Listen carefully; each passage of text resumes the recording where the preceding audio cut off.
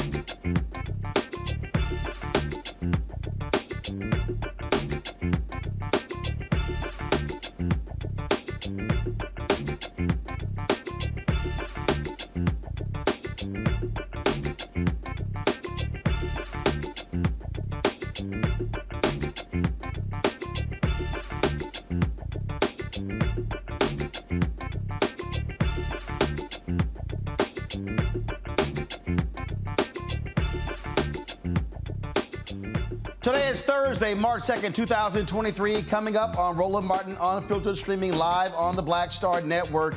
Two new bills in Georgia could remove black Democrats from a South Georgia election board. We'll talk with Cliff Albright, co-founder of Black Voters Matter, about this outright assault on the rights of black voters. Chicago will have a new mayor after incumbent Mayor Lori Lightfoot failed to secure a second term in office. She didn't even make the runoff. We will speak to one of the candidates who beat her in the election, that is County Commissioner Brandon Johnson. Also, folks, a significant shakeup could be happening at Jackson State University.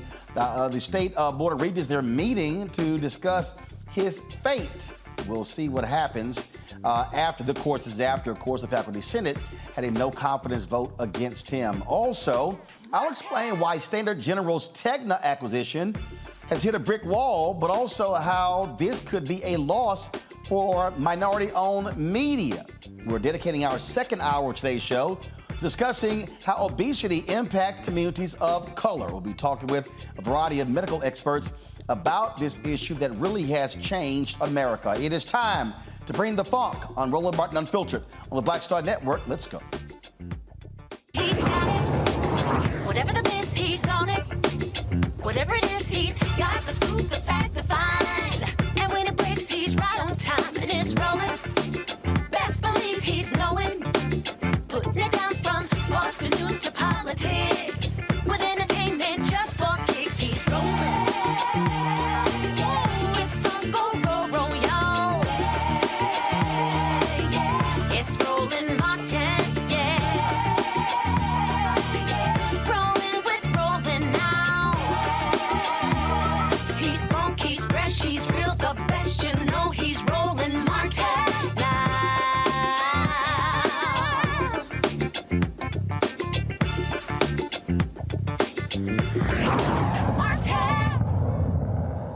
In Georgia, two new bills could remove black Democrats from a South Georgia election board. The Georgia State House introduced House Bill 422 to revise provisions for the 5-person Ware County Elections Board. Right now, there are 3 black members. Under the new bill, 4 board members would be appointed by the Republican majority instead of the Republican and Democratic parties. The other 4 board members would choose the board's chair. Political parties can still nominate election board members, but the Ware County Commission would have final authority. The same thing is happening in majority black Macon-Bibb County with Senate Bill 227. Cliff Albright, co-founder of Black Voters Matter, joins us right now from Atlanta. Cliff, what we're looking here is, again, we're looking at folks who want to control black people. Yeah, exactly. And we're seeing this in several county Rolands. You mentioned Ware County, you mentioned Macon-Bibb County, also in Ben Hill County, where there's a fight over who would get to pick the superintendent, the chair of the Board of Elections, which right now the board itself is able to pick basically a bipartisan board picks a chair, but now they're trying to replace that by allowing the county commission, Republican as you can imagine, to pick who the chair would be, which essentially would shift control of that Board of Elections. So we're seeing this in county after county, and this is exactly what we told people about when we warned about SB 202 a couple of years ago. tons of bad provisions in there. Yes, we know about the food and water. We know about the attacks on voting by mail, but we've said from the beginning that one of the most dangerous was the way that it would open up the path to do all these takeovers of these board of elections. As we know, who controls these boards gets to control who certifies actual elections. And you don't have to do that in every county. You don't have to take over all 159 counties in Georgia. If you take over specific counties, right, targeted counties, Fulton County, which they've also been targeting, or some other majority black counties, all you have to do is take over just enough in just the right places, especially some that might go under the radar. They tried to do Fulton, but they started to catch some smoke and it caused too much attention. So then what do? You try to go after some lesser known counties, but those counties add up. We've seen, especially when we're talking about elections with razor thin margins. You're absolutely right. And I remember, so it was a young brother who I had on, he was from Albany. We were duking it out on social media because he was supporting the Georgia voter suppression bill. He came on the show, changed his tune, talked about his all-black boys school. So all these fools been hitting me, man, you dogging that brother out. I said, but it's amazing. Y'all was silent as to why he was on. And I said, that's why he was actually booked on the show. And they got all caught up in black empowerment. I said, listen, the brother was supporting what Republicans were doing. And they were like, well, are you saying we can't get voter ID? I said, I keep trying to explain to y'all, this thing ain't just about voter ID. This thing is broader and deeper, and too many Negroes kept falling for the okie doke, thinking these bills were just about voter ID. And this isn't old news, right? We're talking about things that are left over from SB 202. They've now got a new version, a worse version. We call SB 202 Jim Crow 2.0. Well, now they got Jim Crow 2.2 or 2.4 or 2.5. They've got another omnibus bill, which has a range of provisions, including they already attacked drop boxes with SB 202. They are now trying to outright ban drop boxes, right? Completely. It's got other things in there, like making it easier for these blanket challenges. We know the way that these racists have been going around just challenging black voters and trying to get them off the list. It makes it easier for people to do blanket purges. It lowers the burden of proof that they would need. Targeting black people. All targeting black people. They're targeting black people in Georgia. And I keep trying to explain to folks, they are pissed that Biden and Harris won by 12,000 votes in Georgia. They are trying to lay the groundwork to steal Georgia in 2024. That's right. And it's happening here. And this is being talked about. It's being discussed right now. So we need people all across the country to get involved. You can go to our social media, go to our website to see how you could get involved, make phone calls, send emails, raise awareness, because we still need people to be involved in Georgia. We still need the battle for federal voting rights legislation, right? Just because we got a Congress that we know is Republican controlled and they don't want voting rights doesn't mean that we can't continue to push the issue the same way that they did, 60, 80, 100 votes to try to get rid of Obamacare. We ought to have something for voting rights in Congress every week, even if they're just going to vote it down. We've got to force them to expose themselves and keep the issue on the table. And we need federal action at the executive level. There's a report that's coming out that we're co-signers on. Demos and ACLU have done a great job of looking at the executive order on voter access and what has that implementation looked like? What else can be done? That executive order was announced, as you know, Roland, 2 years ago, almost to the day. It was on the commemoration of Bloody Sunday that it was announced 2 years ago by the president. 2 years later, we need to take a hard look at that and see where are we at on actual implementation. What more can we do at the executive level? What more can we fight for and keep on the table in terms of federal legislation? And what more can we do fighting this battle in these states where they're trying to push back, where they're trying to pass more voter suppression? And lastly, we need states like Michigan and Pennsylvania that have Democratic trifectas or Democratic control or Democratic governors. They need to lead the way in showing a more progressive, radical, expansive, inclusive vision of what not just fighting voter suppression looks like. What does it look like to actually expand access, right? What does that discussion look like? We need the states where we have power to use that power in order to push that agenda. For everybody who's watching, understand they have a very clear goal. They want to nullify as many black votes as possible. And Cliff, reiterate what people don't understand. They want to expand the ability for these folks to challenge voters, blocks of voters. because they want to be able, they know if they can knock 20, 30, 50, 70, 80,000 people off the rolls, they're mostly African American, they know that's going to make it far easier for them to win. That's right. They're challenging black voters. They're doing it, and they're doing it on a blanket. It's not even one by one. They're challenging black voters on blanket. It's actually it's a throwback to Jim Crow and the 60s and when you'd have to, there were places where you used to have a white person vouch for you. You know this, Roland. Even if you jumped all the hoops of going through voter registration and counting the jelly beans and paying the poll tax, you'd have to have a white person vouch for you. This is like the flip side of the coin on that, where basically any white person can come in and challenge you and get you off the rolls. Indeed. Cliff Albright, co-founder of Black Voters Matter. Let's keep the fight up.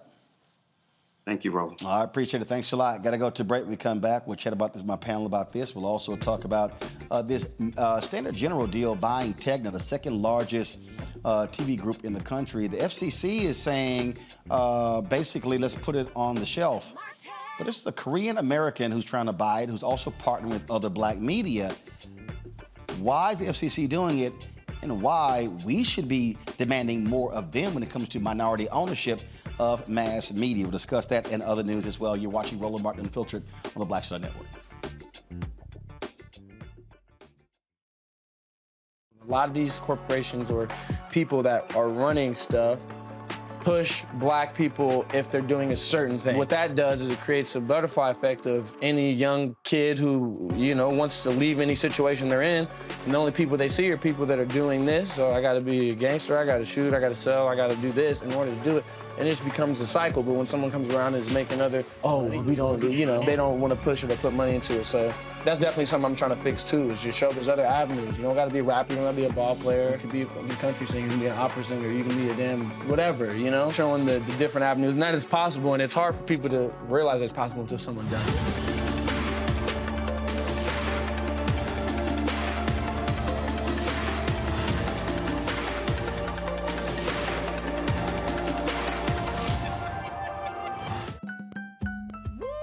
We're all impacted by the culture, whether we know it or not. From politics to music and entertainment, it's a huge part of our lives, and we're going to talk about it every day right here on The Culture with me, Faraji Muhammad, only on the Black Star Network. Black Star Network is here. Oh, no punch! I'm real revolutionary right now. Thank you for being the voice of Black America. All momentum we have now, we have to keep this going. The video looks phenomenal. See, this difference between Black Star Network and black-owned media and something like CNN. You can't be black-owned media and be scared. It's time to be smart. Bring your eyeballs home. You dig? What's up, y'all? I'm Will Packer. I'm Chrisette Michelle. Hi, I'm Chaley Rose, and you're watching Roland Martin Unfiltered.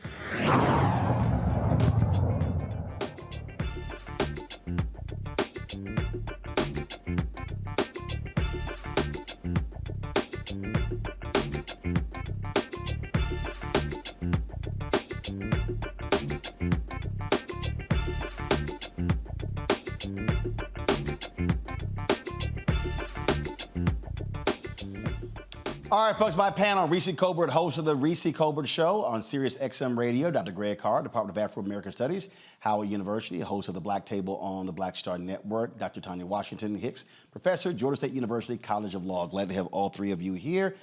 Tanya, you're there in Georgia. I'll start with you. We keep warning people, black folks, pay attention.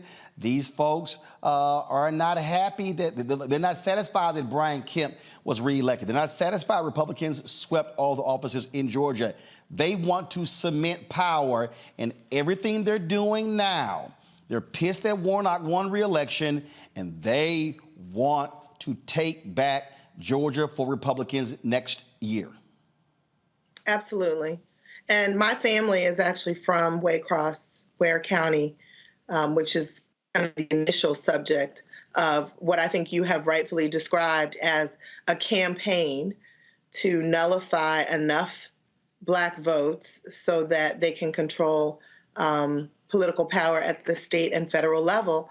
And if black folks don't believe that that elections have consequences, this is Exhibit A that illustrates that they do, because they control the ability to establish the rules, and the rules are consistently created in a way that disenfranchises people that they don't consider citizens. Absolutely. And again, Reese, people have to understand, Republicans, where they have power, where they control the House and the Senate and the governor's mansion, hey, they run on the table. Cliff's whole point, Democrats, where you control of the government, strengthen the voting laws. Absolutely. I think you can't take for granted that when you have the power, that you'll always have the power. Republicans definitely do not do that. They play for keeps. They rig the game so they can stay in power. And Democrats sometimes tend to put things like voting rights on the back burner. So I agree with what Cliff Albright said. Get those trifectas in Democratic states to enshrine voting rights protections. If you can get the stuff in the Constitution, even better. But I hope that Black people are watching and realizing in states like Georgia and in states like Tennessee, where you have, or Mississippi, so that's it I'm thinking about, where you have Tate Reeves on the ballot for his gubernatorial election. Vote them out. Don't continue to let them enjoy this complete control of your state government if you can. I just don't really understand people, Greg, not realize what is going on. We keep warning folks. So, and I made it clear. In my book, White Fear, what they're doing. I mean, this is power. This is power. This is control. And folks are just, okay, fine, yeah, whatever. I'm not worried about voting. That has no impact on me. Oh, trust me, it does. It absolutely does, Roland. And, a lot of our people, particularly younger people, and this is not to blame them at all. I mean, navigating the world today is increasingly difficult. Just don't have a sense of memory. They haven't read White Fear. They don't know what has happened. And in some ways, this action of the white nationalists in Georgia and similar actions, as Reese says, in Mississippi, in Tennessee, this is actually perhaps a good thing, because that, every generation has to face its challenge. And when I say it's a good thing, we saw voter turnout drop in Georgia in the election and the runoff election. In fact, Senator Warnock would not have needed a runoff. He lost. He was like 43, almost 44,000 votes short of not having to have a runoff. And we saw that voter participation shrank by about 267,000 in Georgia. Of that, 2/3 of that was Black people. Well, the gap between white voters and Black voters in Georgia in the election of 2022 was about 8.6% higher than it was in 2018. And that's double from 2014. It's the biggest gap in a decade. Why am I saying all that as a prelude to what you and Cliff were talking about? Here's the solution: mass action. If you register to vote and go out and vote, yeah, they're going to try to knock you off the roll. But if we simply go, the demographics aren't in their favor. If we organize and overwhelm, but for a lot of people finally who say, well, it doesn't matter, guess what? These white nationalists are increasingly hard. They're becoming increasingly harder to ignore. They're damn near the Klan now. They going back to the Lester Maddox days where you walking around Georgia with a 2x4. But guess what? What that can do is energize Black people. If you go out and register to vote and vote, they can try to knock off as many as they want. You will simply break their political backs. It's time to stop playing footsie with them, and they keep taking away our places to hide. And I just this is what drives me crazy, Tanya. I get these Simple Simon Negroes who love to hop in the chat section, who love to hop on my Instagram, who love to hop on Twitter. Rolly, you just sitting here, you on the Democratic plantation, you trying to get us to vote for these Democrats. This is very simple. And for all the people out there who don't know what simple math looks like, let me help y'all out, okay? And you don't have to count higher than 2 to understand the lesson I'm about to give. There are 2 political parties. Oh, yes, there's the Green Party, there's the Libertarian Party, there's the Working Class Party. It's a whole bunch of different parties in New York State. But the reality is there are two parties. There are two. Now,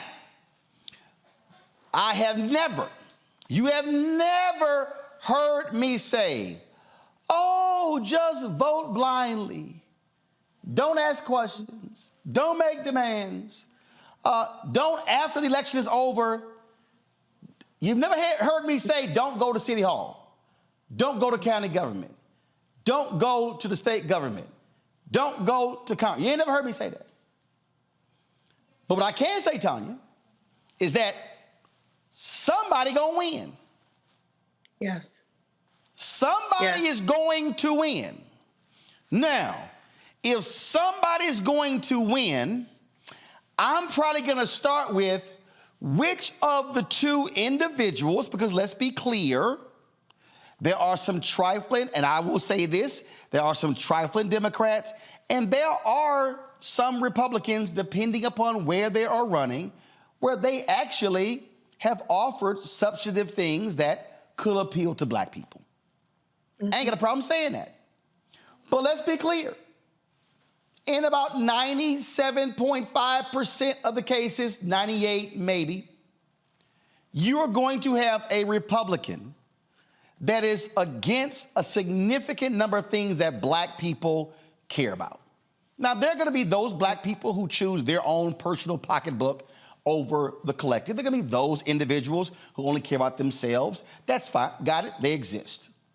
What I'm talking about is when I'm looking at who is supporting getting rid of ballot drop boxes, who's supporting closing down election locations, who's supporting get rid of voting locations on college campuses, those issues, it's likely going to be Republicans voting for, Democrats voting against. So for me, this ain't hard to say who I don't want in office compared to who I do want in office. Absolutely. And given the persistence and the amount of energy and thought and time that has been given to keeping us from voting, we know that it matters. We know that it scares them. We know that it is a threat to white supremacy. And so we need to take it seriously. And what you've spoken to, Roland, that I think is really important is just being an engaged citizen. Voting is just one part of it. Once these people get into office, we need to hold them to account and establish the quid pro quo. A vote for me is a transaction. I give you my vote. You give me something that serves my interest and the interest of my community. That's it. Why not engage in the transaction? And let me be real clear, again, to the people out there who are utterly confused about what is going on and what we're seeing in the politics that are at play. The people who are Republican, who do they vote against for the Supreme Court? The black woman, Ketanji Brown Jackson. Who fought Kristen Clark when she had her committee hearings to lead the Department of Justice Civil Rights Division? Republicans. Who gave Linda Thomas Greenfield hell when she went up for the United Nations? Republicans. Who believes that Biden has appointed too many black women and black people to be federal judges? Republicans. Who keeps attacking anything that's dealing with, quote, woke? Republicans. And so and by the way, Reese, when black people sat on their asses in South Carolina and Moms for Liberty, a far right-wing nut group, took over 10 of the 14 largest school boards in South Carolina and then started firing principals and superintendents, who did they vote for? Republicans. Right. So black folks, understand, we can sit our asses at home, but the other side, they are executing their playbook every day. Absolutely. And here's the thing. Even if we don't convert one person to the Democratic Party. I don't even have to tell you, go register to vote for Democrat. I don't even need to tell you to register to vote. If we just exercise the capacity of the people who have already determined that they want to register as Democrats, if just the people on the voter rolls as Democrats voted, it would be a whole different ballgame. You'd have a Stacey Abrams as the governor there. You would not have had a runoff for Raphael Warnock. You would have a Beto over an Abbott. You would have, I mean, you may not have been a Chris fan, but a Charlie Crist over a Ron DeSantis, who is a complete fascist autocrat right now in Florida. In Mississippi, like I said, Tate Reeves is up for election. There are more eligible Black voters, over 700,000 eligible Black voters in the state of Mississippi. He won his election with a margin of 50,000 votes last time, and that was 400-something thousand votes. So if every eligible Black voter in Mississippi actually voted, you would never have a Tate Reeves as governor in that state to take away power from a Black city, to deny infrastructure money to fix the water in a Black city. So we just need to, if we do nothing else, exercise the capacity of the people who are already registered. It's a bonus if people get registered. It's a bonus if we get the people off the sidelines that are completely checked out. Just the people who've already done the work. You ain't got to do nothing extra because you already did the work of registering. Just those people turn out. And the one thing I will add to what your list, Roland, is Republicans not only voted against, but you had J.D. Vance, you had Marco Rubio, you had a number of Republicans who campaigned against capping insulin prices. $35 is what the Democrats capped insulin prices. They could only do it for Medicare because the Republicans blocked it for the entire country. And this week, as a result of the Democratic action on lowering insulin prices, you had a manufacturer decide to cut the prices by 70%.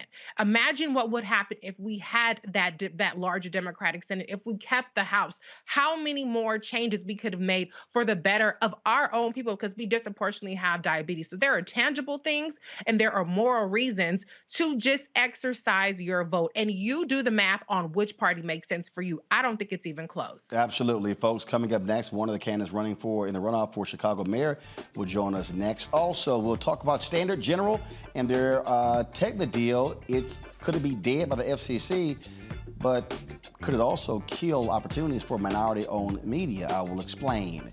You're watching Roland Martin Unfiltered on the Black Star Network. YouTube, folks, hit the like button, the share button. Same as on Facebook. On the app, do the exact same thing. Download our app, Apple phone, Android phone, Apple TV, Android TV, Roku, Amazon Fire TV, Xbox One, Samsung Smart TV. Don't forget, you now can see our show on Amazon News. When you click Amazon Fire, turn on the Amazon News. And if you've got Alexa, simply tell Alexa, play the Black Star Network. You'll hear the audio as well. We got some great announcements coming up about some more platforms we've been launching on. I told you, we're building and growing. And shout out to one of my viewers, sent me a $1,000 check. This is what they wrote. I like your righteous views. Keep speaking out. Just sign M.O. M.O., thanks for the $1,000 check. And don't forget, you can also, your dollars make it possible for us to do what we do, folks, and see your check and money order to P.O. Box 57196, Washington, D.C. 20037-0196. Cash App, $RM Unfiltered. PayPal, R Martin Unfiltered. Venmo is RM Unfiltered. Zelle, Roland at RolandSMartin.com. Roland at RolandMartinUnfiltered.com. We'll be right back. Next on The Black Table with me, Greg Carr. We featured the brand new work of Professor Angie Porter, which, simply put, is a revolutionary reframing of the African experience in this country. It's the one legal article everyone, and I mean everyone, should read. Professor Porter and Dr. Valencia Watkins, our legal roundtable team, join us to explore the paper that I guarantee is going to prompt a major aha moment in our culture. You crystallize it by saying, who are we to other people? Who are African people to others? Governance is our thing. Who are we to each other? The structures we create for ourselves, how we order the universe as African people. That's next on The Black Table, here on the Black Star Network. Hi, Hi, I'm Dr. Jackie Hood Martin, and I have a question for you. Ever feel as if your life is teetering and the weight and pressure of the world is consistently on your shoulders? Well, let me tell you, living a balanced life isn't easy. Join me each Tuesday on Black Star Network for A Balanced Life with Dr. Jackie. We'll laugh together, cry together, pull ourselves together, and cheer each other on. So join me for new shows each Tuesday on Black Star Network, A Balanced Life with Dr. Jackie.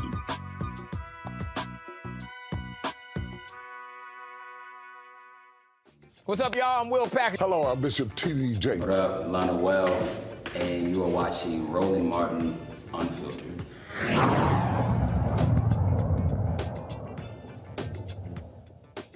All right, folks, there's going to be a new mayor in Chicago. Mayor Lori Lightfoot lost her bid to get to the runoff. She lost to a couple of folks. One of them, a former superintendent of the schools there, Paul Vallis. She also lost to County Commissioner Brandon Johnson. And now it's going to be the runoff on April 4th between Vallis and Brandon Johnson. And one of them joins us right now. It is Brandon. Brandon, glad to have you here in Roland Martin Unfiltered.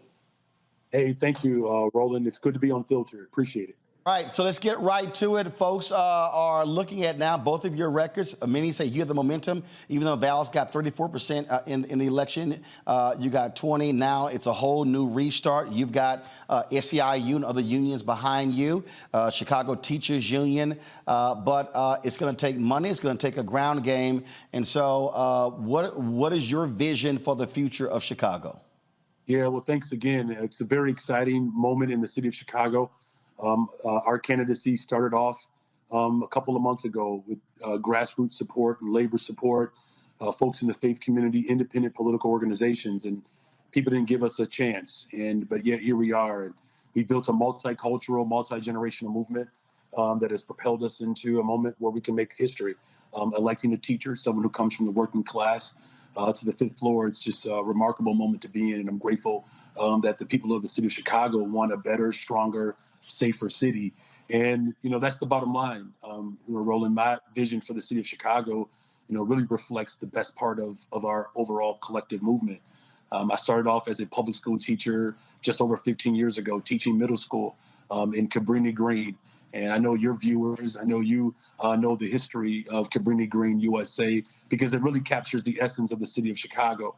My students woke up every day looking out their back windows. They could see, touch, walk to one of the wealthiest neighborhoods in the entire city. And out of their front windows, there were bulldozers staring them down, preparing to destroy their public housing. And that is really the impetus behind my run, because families wake up every single morning in Chicago and around the country, chasing down an economy that's behind them while everything in front of them is crumbling. And so my vision is to disrupt, dismantle this tale of two cities, and usher in a better, stronger, safer Chicago, one story, one Chicago, where public education is a guaranteed right, access to healthcare, reliable transportation, affordable housing, of course, environmental justice and good paying jobs. That's something that I ran on as a Cook County commissioner. It's what I fought for as an organizer, and it's what I'm going to do as the mayor of the city of Chicago. Actually, crime is a big issue folks are talking about, but what you've tried to do is expand this thing beyond that. You've got your opponent, Paul Vallis, being supported by the Fraternal Order of Police. And the thing that I keep trying to explain to people, that you cannot address crime if you're not addressing poverty, if you're not addressing economic disparity, if you're not addressing illiteracy. And too often we have a one-dimension view of how to address crime in this country. How are you going to, though, convince voters that they have to look at the crime issue in a holistic way, as opposed to where your opponent is like, hey, just unleash the cops in these areas? Yeah, and he's being dishonest about that, right?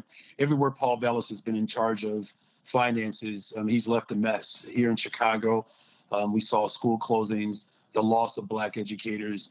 We know, the tragedy that occurred in New Orleans, Hurricane Katrina, again, loss of Black educators. He was ran out of Philadelphia, Bridgeport, Connecticut. Everywhere he has gone, he's left a trail of tears. And just like what you've just indicated, I've reached a conclusion that the people of Chicago have reached, that if we're going to deal with public safety, we have to look at the immediate dynamic and look at long-term solutions as well. And look, I'm on the west side of Chicago, Roland. I live in the Austin community. My wife and I, 25 years, and we're raising 3 little beautiful Black children, 8, 10, and 15. And so we deal with public safety all the time. We've had to change a window from one of the bullets that have come through our home. We have had to cover our children countless times. So, this is a serious problem. I live it every single day, like many Chicagoans. And so that's why in my public safety plan, one of the things that we're very proud of in our public safety plan that's being embraced is that we're going to double the amount of young people that we hire. And not just for summer jobs, but for year-round positions. There is a direct correlation between youth employment and violence reduction. We're also going to pass an ordinance called Treatment Not Trauma. And what it calls for mental health clinicians to show up to people's homes to respond to what essentially are almost 40% of the 911 calls. They're mental health crises. And a few years ago, Quantonio LeGrier was having a mental health crisis. His neighbor, Betty, these are my neighbors on the west side of Chicago, she came to his defense, and they're both dead because the only equipment on the scene as Quantonio was having a mental health crisis were guns. And so when we pass the Treatment Not Trauma ordinance, it's going to ultimately free up law enforcement to focus on the areas where there is more severe crime. Over 40% of the violence that takes place in the city of Chicago, Roland, it happens in 6% of the city. And you know Chicago well. Austin, where I live, with the largest concentration of Black folks probably anywhere in the world in one neighborhood. Inglewood, Roseland. I mean, we know where there's a greater tendency for violence to take place. And to your last point, these are communities that are poverty struck. And, Garfield Park on the west side of Chicago has been described as a developing nation because the violence and poverty per capita reflects that. And that's why I'm committed to opening up our mental health centers. Look, the bottom line is, we need to make sure that we're being smart about how we police in the city of Chicago and around the country. I've made a commitment to spend to make sure that we actually implement the consent decree. And we can do that with expediency. That's going to cost us roughly $50 million conservatively to do that.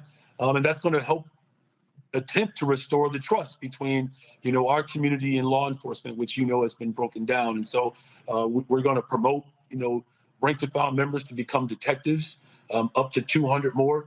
But one of the things that's most disingenuous is when you have individuals like Paul Vallis or any other politician that says they're going to hire more police officers and they throw out these numbers like 1,000 or 1,600.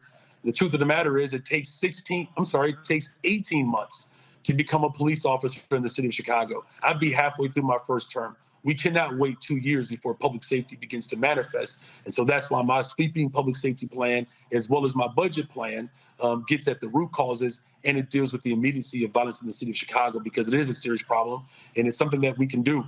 The safest cities in America, Roland, I'll say this and I'll close, have one thing in common. They invest in people. And as you know, because you are also a part of our faith tradition, I was raised extra sanctified in the Church of God in Christ, but where your heart is, your treasure will be also.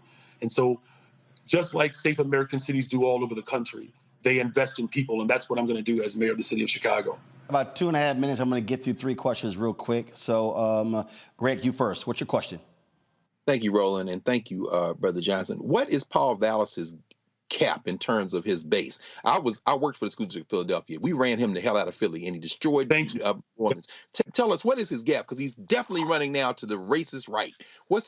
Can he break 40%? And what do you need to win in terms of voter turnout? Yeah. Well, it's going to take all of us, right? I'm the only candidate in the entire race that had double-digit numbers in every geographical area. Obviously, we're going to have to consolidate the Black vote, but we're going to build on, white liberals and progressives and, Black folks that are progressives, brown folks. I mean, we have a multicultural, multi-generational movement, so that's part of our pathway. But in terms of Paul Vallis, he certainly has fully embraced his Republican values. And he said it right after President Barack Obama was elected. He became a Republican, and he said it. He identifies as a Republican. He's supported by leaders who were supportive of the January 6th insurrection. I mean, this person has been very clear about so-called critical race theory. In other words, he doesn't want to have Black history taught. Of that percentage that he received, to your question, about 12 to 15% of those numbers reflect the Republicans in the city of Chicago. So it's not going to be an easy fight, obviously, because there are forces in the city of Chicago, as Roland is aware of, that are very dynamic and unique to the city. But I'm very excited about the the fire that our campaign has caught, and looking forward to making history in the city of Chicago in a few weeks. Appreciate you. Reese. Commissioner Johnson, thank you. Black candidates and Black electeds rarely get any grace when it comes to implementing changes after decades of harm being done to the communities. What is one specific thing that is solely in your power, or something that's within your power if you were to be mayor, that can be exercised that hasn't been done to date that will make a difference in Chicago? Yeah, we can about 30 seconds for the answer. Yeah, we can double the amount of young people that we hire right away, and I'm committed to doing that. Again, there's a direct correlation between youth employment and violence reduction. I passed something on the county board. It's called the Budget for Black Lives, which was really provoked by the Freedom Budget for All. And it led to some of the greatest investments that we've seen in the county government. Hundreds of millions of dollars of violence prevention. We can retire up to $1 billion of medical debt. We have the largest guaranteed income program in the entire country. The vast majority of the folks who receive that are Black and brown women. And so having the executive authority to release funds, to hire people, to invest in people, those are things that I would do on day one. And I'm looking forward to setting a benchmark for the rest of the country that Black leadership will not just win, but we can also govern. Thank you for that question. Tanya. Thank you, bro. Yes, my question, congratulations. My question is, how are you going to get the other folks that did not make it into the runoff to endorse you so that you can have the support of their voters? Yeah, that's a good question. That's what I've been doing the last 2 days. I've been on the phone quite a bit, but I'm an organizer. I started off as a public school teacher in Chicago. I organized in Chicago. Some of the greatest actions that we've done in a long time. I was a part of a hunger strike to keep the school open. And so that's what I'm going to do. I'm going to have conversations with all of the candidates that ran. We're doing that.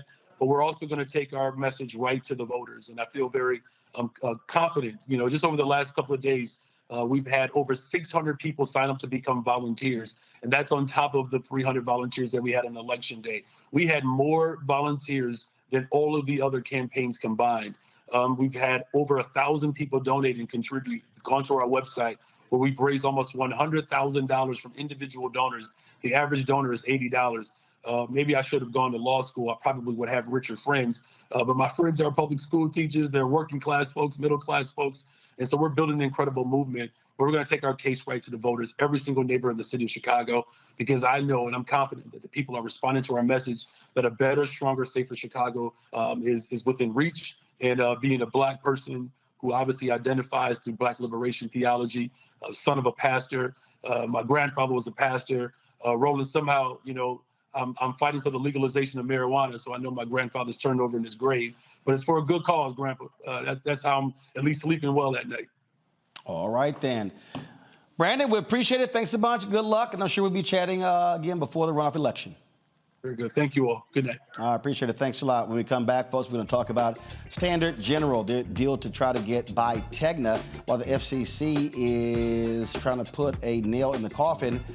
But that could also hurt minority-owned media. I will explain next on Roland Martin Unfiltered on the Black Star Network.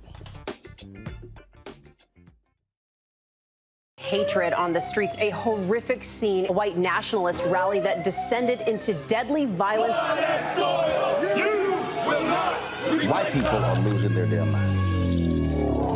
As an angry pro-Trump mob storms the U.S. Capitol, we've seen shots. We're about to see the rise of what I call white minority resistance. We have seen white folks in this country who simply cannot tolerate Black folks voting. I think what we're seeing is the inevitable result of violent denial. This is part of American history. Every time that people of color have made progress, whether real or symbolic, there has been what Carol Anderson at Emory University calls white rage as a backlash. This is the rise of the Proud Boys and the Boogaloo Boys. America, there's going to be more of this. Here's all the Proud Boys, guys. This country is getting increasingly racist in its behaviors and its attitudes because of the fear of white people. The fear that they're taking our jobs, they're taking our resources, they're taking our women. This is white fear.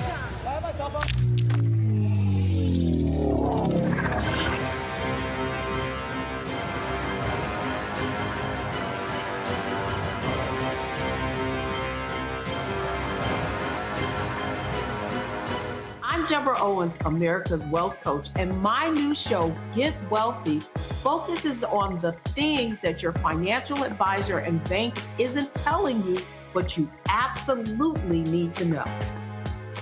So watch Get Wealthy on the Black Star Network.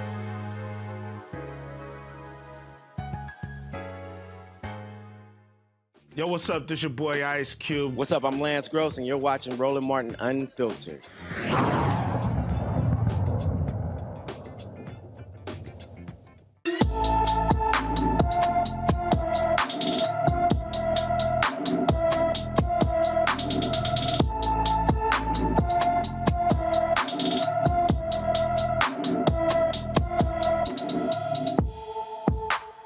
Melvin Sanders walked away from his Jonesboro, Arkansas home on February 3rd and has not been seen since. The 15-year-old is 5 feet 11 inches tall, weighs 160 pounds with black hair and brown eyes. Anyone with information about Melvin Sanders should call the Jonesboro, Arkansas Police Department at 870-935-5551.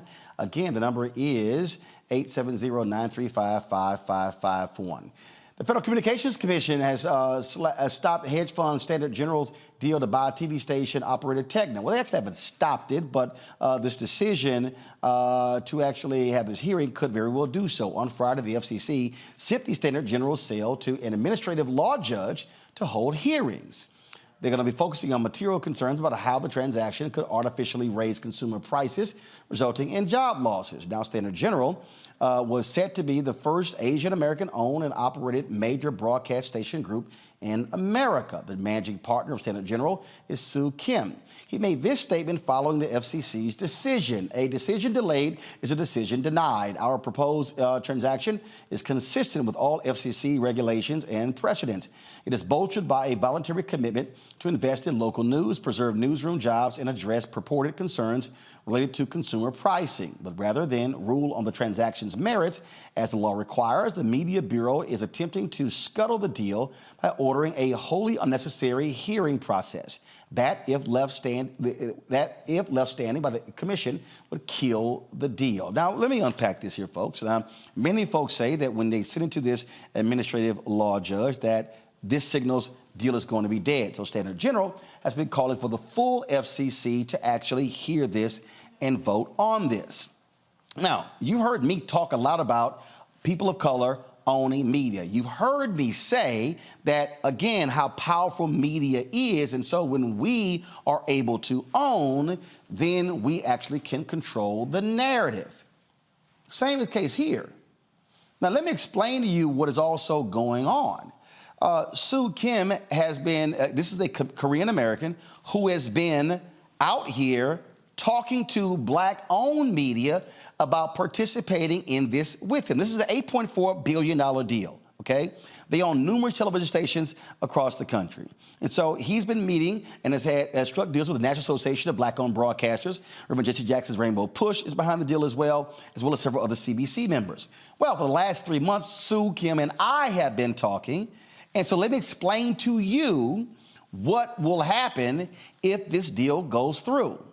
First and foremost, Sue has watched the show, likes the content that we do, and we have talked about, and he's agreed to, creating, first of all, placing Black Star Network content on his Tegna stations. Y'all didn't hear what I just said. This is many of these stations are in cities where there are significant black folks, okay? So we're talking about placing Black Star Network content on his Tegna stations, developing a Sunday morning show that I would be hosting that would also be focusing on the issues in these various cities. We talked about, again, what I am doing with Black Star Network, making it a 24-hour, 7 days a week Black news and information network. He supports that. Also, looking at the other assets that he has and how we can also create content, develop content, produce content. Let me say this, folks. There is no other broadcast group from black people or white people, and I'll say this, I got no problem saying it, Byron Allen has never come to me with this kind of deal that will allow us to be able to expand. So you've heard me say that black folks need to align, to join together. What I'm saying here, this is an example where African Americans and Korean Americans or Latinos should also be partnering. Folks, this is how we're able to grow. Here's the last point of the deal that we've talked about. What did I talk about yesterday? One of the biggest problems that we have is being able to get these ad agencies to be able to do business with African Americans. Well, when you have the scale of a Standard General and they're able to get the Techna deal, they are doing millions of dollars worth of deals with the ad agencies. So guess what? Standard General would then be also selling the Black Star Network. Okay, some of y'all might say, well, I don't quite understand what's the big deal. Let me give you an example. I remember when that was a English network targeting Latinos, and Disney took control of it. Guess what?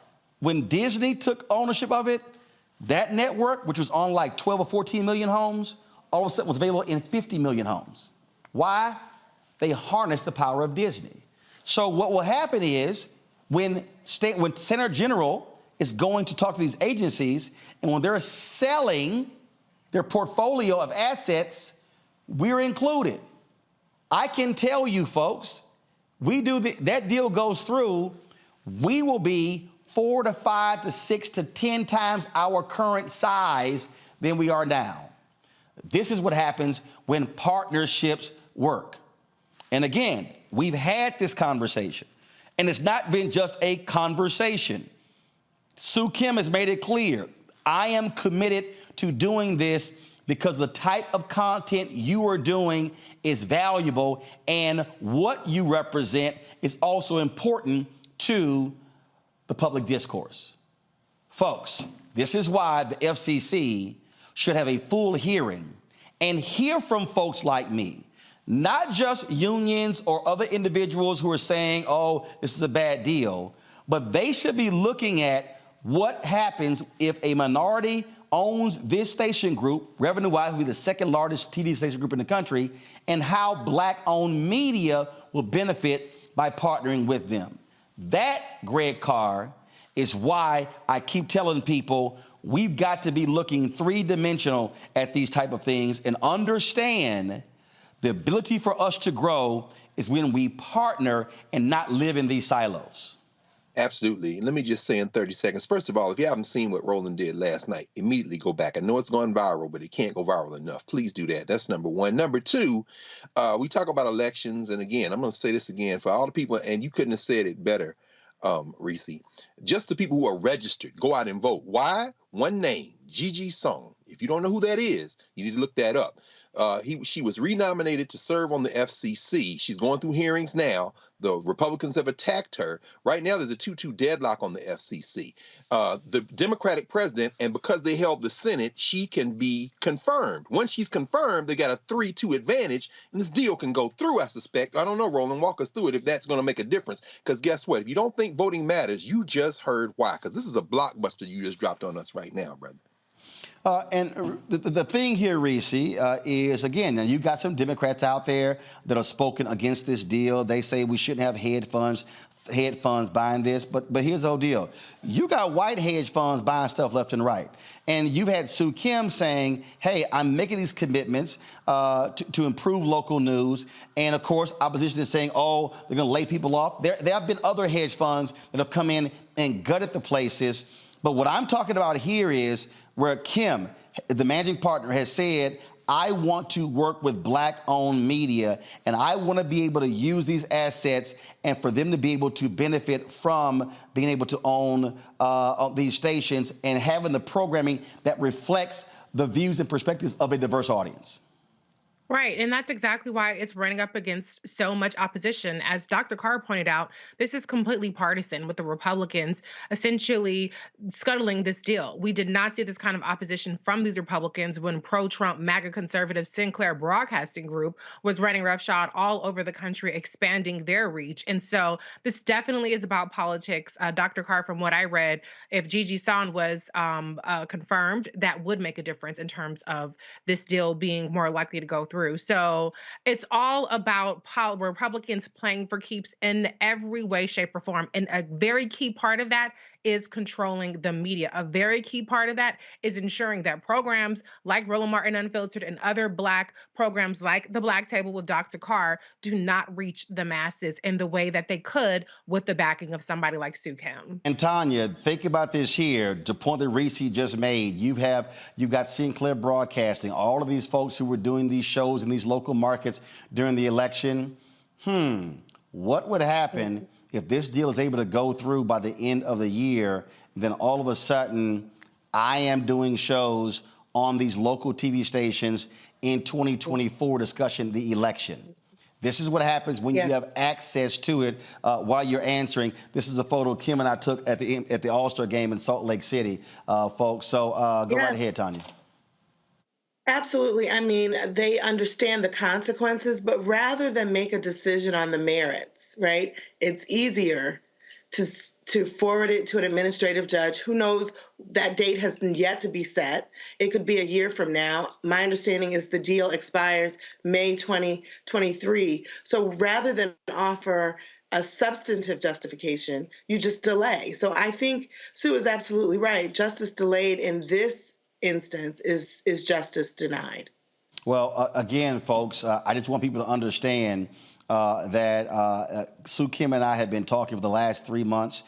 He is committed to this, and this is what I'm talking about. When we have the opportunity to be able to build and grow by partnering, there is no other, let me say it again, there is no other television group, not Sinclair, not Nexstar, not any of these groups, none of them that have ever had a conversation like this with me or any other Black-owned independent media outlet when it comes to putting on our content. And so absolutely, we hope the FCC and the commissioners actually, from the chairwoman on down, they actually vote themselves. Don't send this to a hearing. The full FCC should be considering this decision because it could impact, again, and it could actually advance the issue of minorities owning media outlets. And there are very few minorities in this country, people of color, Black, Latino, Asian, Native American, who own affiliate stations. And folks, when we talk about owning, we're talking about money. We're talking about building, and that's why this is important. And so I hope that this goes through, and so people will be able to see what we want to do with Sue Kim and folks at Standard General if they're able to get this acquisition with Tegna. And so we're going to be talking more about this here. I got to thank Reese, Tanya, and Greg. We normally go 2 hours, but we're going to shorten this to hour today because coming up, thank all three of you, because coming up next, we're going to focus for the next hour on the issue of obesity. It is a fundamental issue in America that's impacting us economically, health-wise, politically, in every avenue. And we'll discuss that next right here on the Black Star Network. I'm Dr. Jackie here on A Balanced Life, and I've got a pop quiz for you. Who are you? Where are you? And how are you doing? These are 3 important questions that you should be asking yourself every day. I can't be authentic with you if I'm not being authentic with myself. I know who I am and I know whose I am. And when you know that, you're unstoppable because you're going to show up as your authentic self no matter the room that you're in. Discovering the true you and the culture around you. That's next on A Balanced Life on Black Star Network. When you talk about blackness and what happens in Black culture, we're about covering these things that matter to us, speaking to our issues and concerns. This is a genuine people-powered movement. There's a lot of stuff that we're not getting. You get it, and you spread the word. We wish to plead our own cause. Too long have others spoken for us. We cannot tell our own story if we can't pay for it. This is about covering us. Invest in Black-owned media. Your dollars matter. We don't have to keep asking them to cover our stuff. So please support us in what we do, folks. We want to hit 2,000 people, $50 this month, raise $100,000. We're behind $100,000, so we want to hit that. Y'all money makes this possible. Check some money orders. Go to P.O. Box 57196, Washington, D.C. 20037-0196. The Cash App is $RM Unfiltered. PayPal is R Martin Unfiltered. Venmo is RM Unfiltered. Zelle is Roland@RolandSMartin.com. hatred on the streets. A horrific scene, a white nationalist rally that descended into deadly violence. White people are losing their damn minds. As an angry pro-Trump mob storms the U.S. Capitol, we've seen We're about to see the rise of what I call white minority resistance. We have seen white folks in this country who simply cannot tolerate black folks voting. I think what we're seeing is the inevitable result of violent denial. This is part of American history. Every time that people of color have made progress, whether real or symbolic, there has been what Carol Anderson at Emory University calls white rage as a backlash. This is the rise of the Proud Boys and the Boogaloo Boys. America, there's going to be more of this. Here's all the Proud Boys, guys. This country is getting increasingly racist in its behaviors and its attitudes because of the fear of white people. The fear that they're taking our jobs, they're taking our resources, they're taking our women. This is white fear.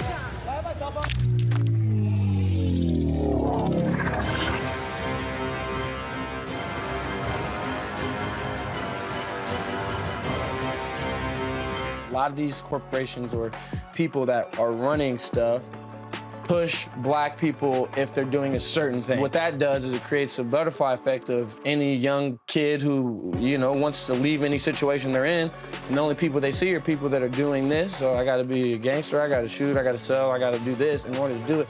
And it just becomes a cycle. But when someone comes around and is making we don't, they don't want to push it or put money into it. So that's definitely something I'm trying to fix too, is just show there's other avenues. You don't gotta be a rapper, you don't gotta be a ball player, you can be a country singer, you can be an opera singer, you can be a damn whatever, showing the different avenues. And that is possible, and it's hard for people to realize it's possible until someone does it.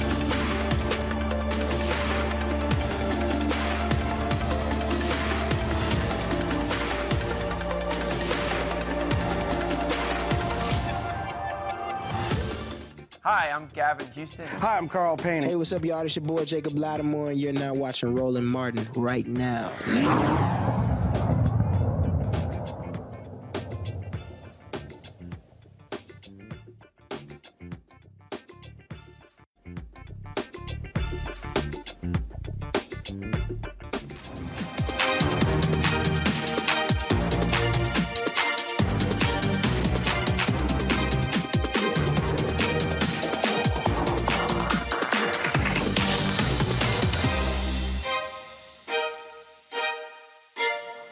Folks, the size of Americans has drastically increased over the last 40 years.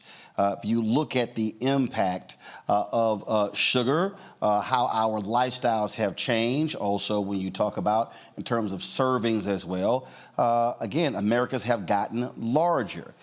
It has impacted us in a dramatic way. There are more Americans who are on various drugs in order to lose weight. You've got the crash diets, the fads, all those different things along those lines.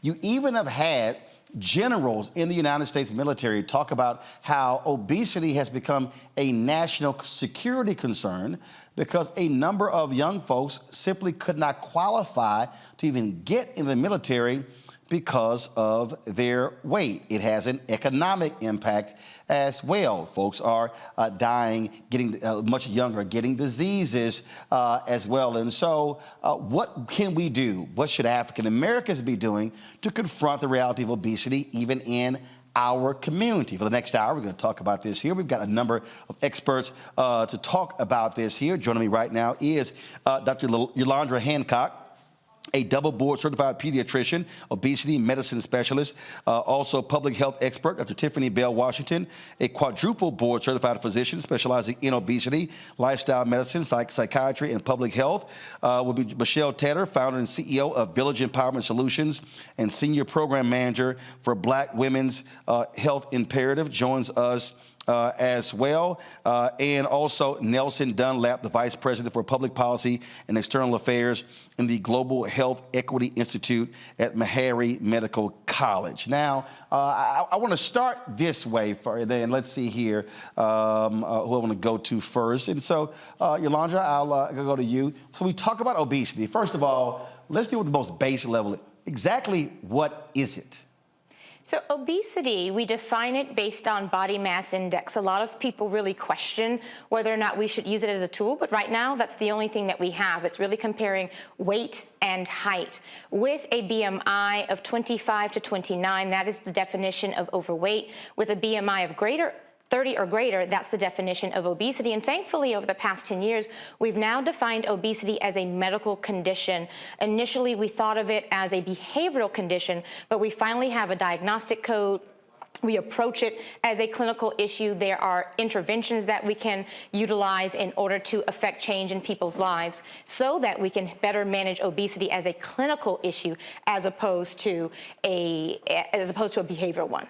That's something that's, I think, different there, because when we talk about this, for the longest, folks always kept going, oh, wait, focus on weight as opposed to focusing on the mental aspect of obesity.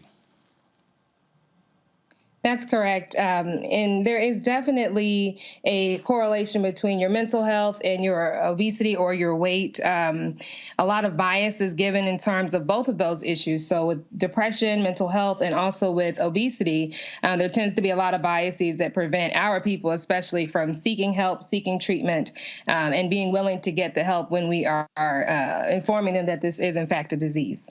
When we talk about, of course, obesity here, it leads to what? Various issues: hypertension, cardiovascular disease, and different, of course, diabetes. 11.3% of the United States living with diabetes. That's 37.3 million Americans. But you have a significant higher incident of African Americans with diabetes. Why? Why is that? That is a very important question. You know, it's difficult to say, especially, but we live in situations where a lot of our people are unfortunately in areas where there are not access to grocery stores, safe neighborhoods where we can exercise.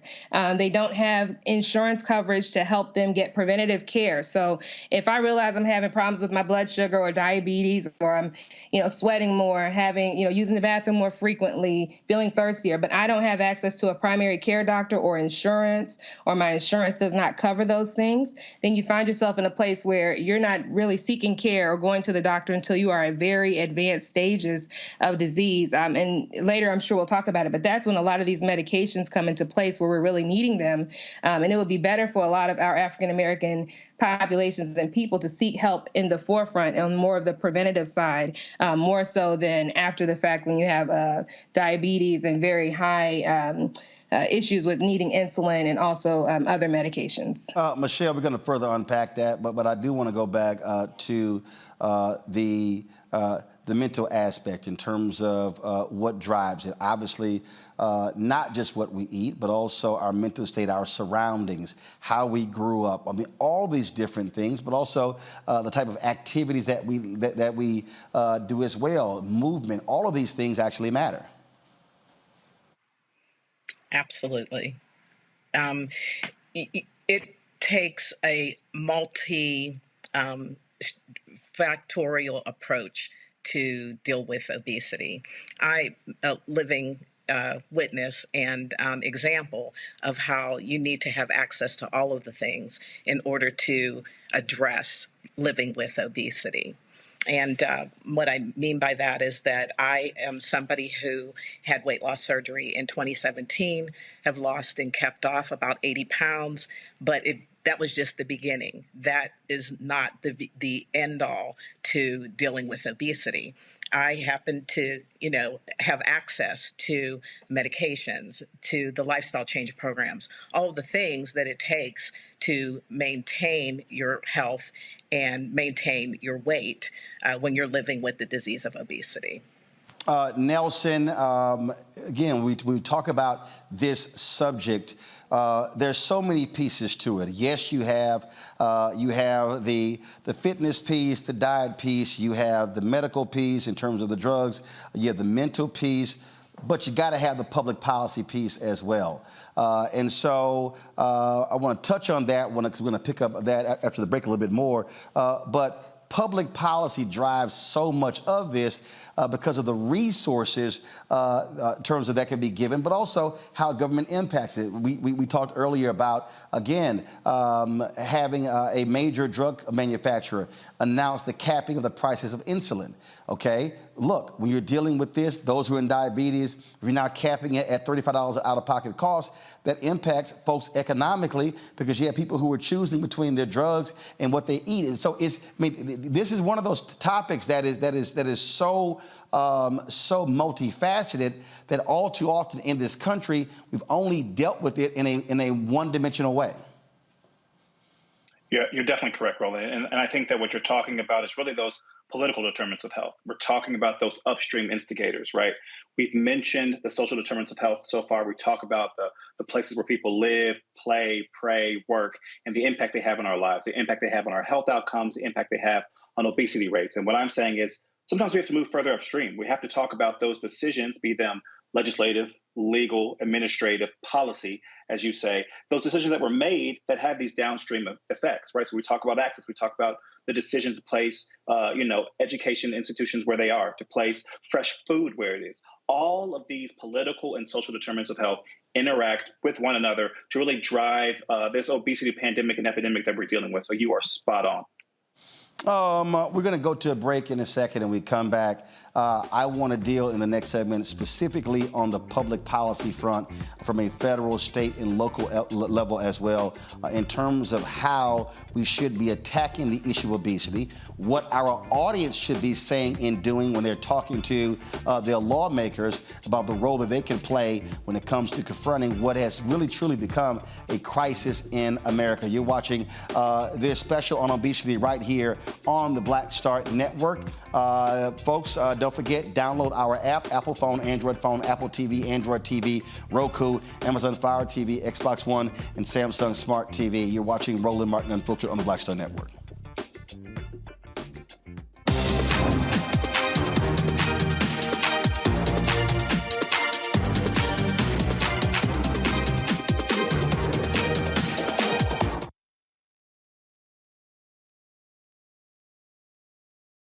Black Star Network is here. Oh, no punch! I'm real revolutionary right now. Thank you for being the voice of Black America. All momentum we have now, we have to keep this going. The video looks phenomenal. See, this difference between Black Star Network and Black-owned media and something like CNN. You can't be Black-owned media and be scared. It's time to be smart. Bring your eyeballs home. You dig? Hatred on the streets, a horrific scene, a white nationalist rally that descended into deadly violence. White people are losing their damn minds. As an angry pro-Trump mob storms the U.S. Capitol, we've seen We're about to see the rise of what I call white minority resistance. We have seen white folks in this country who simply cannot tolerate black folks voting. I think what we're seeing is the inevitable result of violent denial. This is part of American history. Every time that people of color have made progress, whether real or symbolic, there has been what Carol Anderson at Emory University calls white rage as a backlash. This is the rise of the Proud Boys and the Boogaloo Boys. America, there's going to be more of this. Here's all the Proud Boys, guys. This country is getting increasingly racist in its behaviors and its attitudes because of the fear of white people. The fear that they're taking our jobs, they're taking our resources, they're taking our women. This is white fear.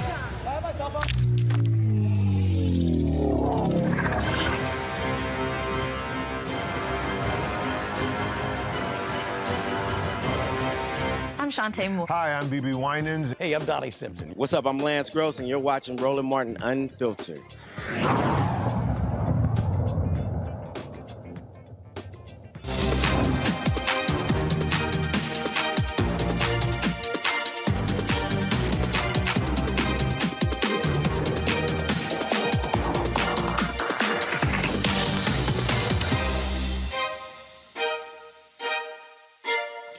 All right, welcome back to this Black Star Network special on the issue of obesity. Nelson, I want to start with you. And so in terms of from your perspective, what are you seeing public policy-wise as to how lawmakers are dealing with this issue? Are they properly dealing with it? Are they misclassifying it?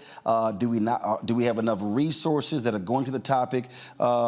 Just share with us and give people an overview from a public policy standpoint how obesity is being dealt with by federal lawmakers.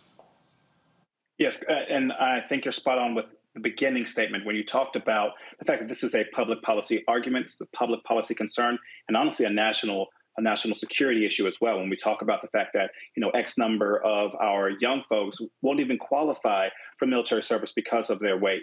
And so what I'd like to say is that there's definitely more that can be done on the federal, state, and local level. And just like I mentioned earlier, that gets back to those political determinants of health. There is an opportunity for our federal government to really kind of do one of two things, or two things, honestly. It's to address these political and social determinants of health, and then to also to address the issues with insurance coverage, which I'm sure we will talk about later.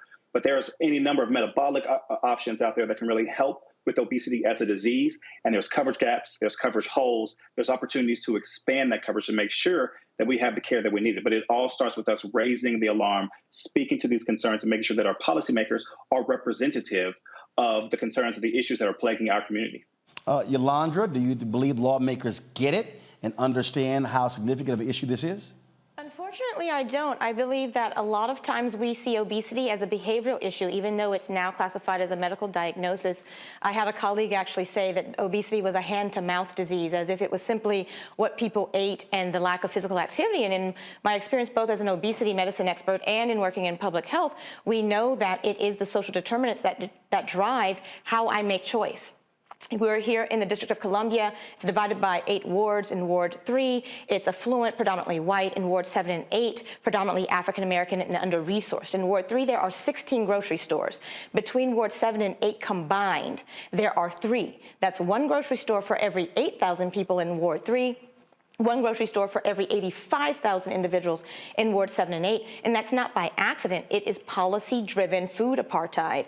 And when people recognize how important policy is, that there is health in every single policy that's passed, and that there's potential for an obesogenic environment to be developed based on policy, once that's recognized, that's when policy will change. Unfortunately, for most elected officials and the population in general, they see obesity as a choice, that people dealing with obesity is simply because they eat too much. And most of my patients, it's not an issue of eating too much. If anything, they eat less than we would assume that they do. But it's based on the environment in which they're making food choices. It's even here in Prince George's County where I live, 75% of our food establishments are fast food. And you're talking about a very affluent community. Again, based on zoning decisions. And so we see the impact of policy each and every day when it comes to the development or protection against obesity. Once lawmakers realize that there are a multitude of factors that influence food choice, physical activity, mental health, to your point, all of those influence whether or not I gain weight in combination with genetics and personal choice. Once we recognize that and we remove the stigma that's historically been associated with obesity, that's when policy will change. Tiffany, I remember when Michelle Obama's Healthy, Hunger-Free Kids Act was going through, even when it was passed, you had all of these folks on the right who were whining, complaining, oh, this is the mommy state. I mean, they were literally trying to deal with obesity, but also hungry kids. And I'm just trying to figure out, when the hell did healthy eating as well as fighting obesity become a political left, right, blue, red thing?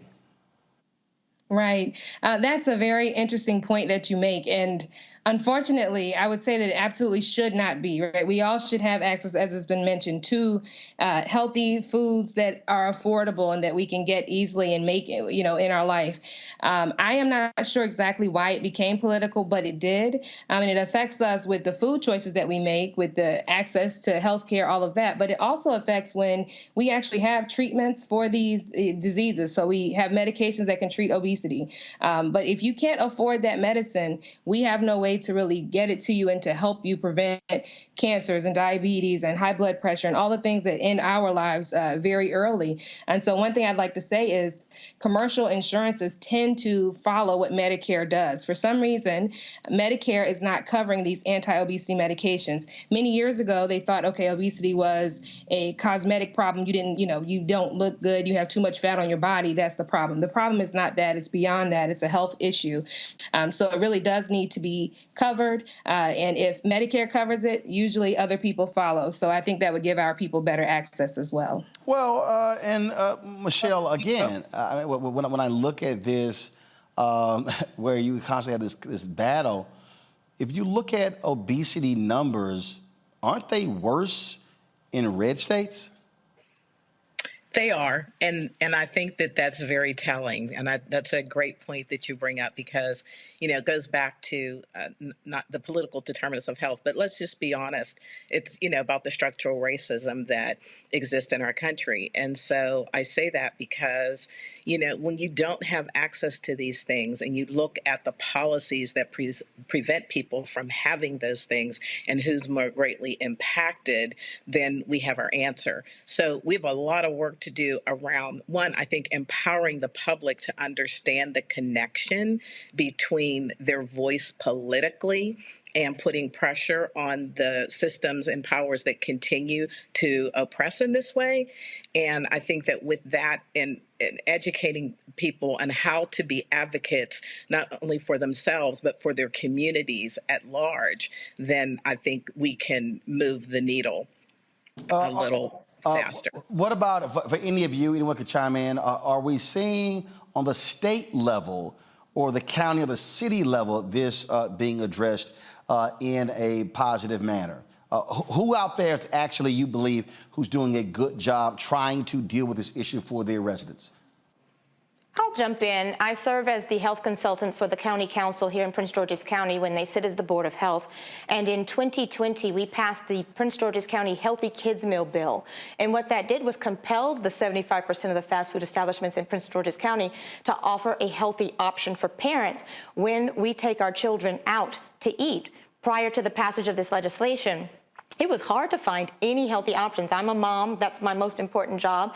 And on occasion, when I took my daughter out to eat, it was frustrating not being able to find a healthy option. The fact that we were the first in the country to pass comprehensive legislation that didn't just cover soda, didn't just cover sides, but the entire meal. We've set the tone for the state of Maryland and hopefully for the country. Anyone else? Yeah, I will say that, to the point that Dr. Williamson made earlier, the federal government is leading the way on this, right? They're supposed to be leading the way on this. And if Medicare could get it right, Medicare could, expand coverage to cover these anti-obesity medications. A lot of other states would follow suit. Right now, I believe it's 25 states that already include anti-obesity medications in their state health plans. So, the federal government's doing that. Our senators, our representatives, even those on the Hill will have access to this in their health plans. But the constituents that they represent, they might not. Some of our states, their health plans offer it, but some of their constituents won't. So again, we're seeing at the top level, but it's just not trickling down to the point where everyone will be able to have access to it in an equitable manner. So there is opportunities. There are examples in both red and blue states. It's just a matter of us raising our voices and making sure that all of our communities have access to it. All right, my other two guests. Well, this fall, I had the opportunity to attend the White House Conference on Hunger, Health, and Nutrition, and that was the first time they had done that for many, many, many years. But and while I feel like obesity could have been highlighted a little bit more than it was, out of that gathering, it did highlight some of these things we're talking about from a political standpoint. And I believe from the report that there are things that are going to come down the pike to help to address some of these things at the state level as well. The thing that, I think one of the things you also are seeing, you're seeing city leaders, mayors also lead on this when it comes to them encouraging healthy living. Again, anyone else can jump in, but I got about a couple of minutes left in this break. What about school boards? Are we seeing any school boards who are saying, hey, we're not going to wait on the federal folks or the state or the city. We're going to be far more proactive when it comes to our students, when it comes to the issue of obesity? I'll jump in again. Here in the District of Columbia back in 2009, the D.C. City Council actually passed the D.C. Healthy Schools Act, and it addressed a variety of issues that link back to pediatric obesity. It included addressing food insecurity by providing breakfast in the classroom for all students. It really evaluated how healthy school lunches were and used student influence in order to determine how to sort of flip the script on the school lunch to make it healthier.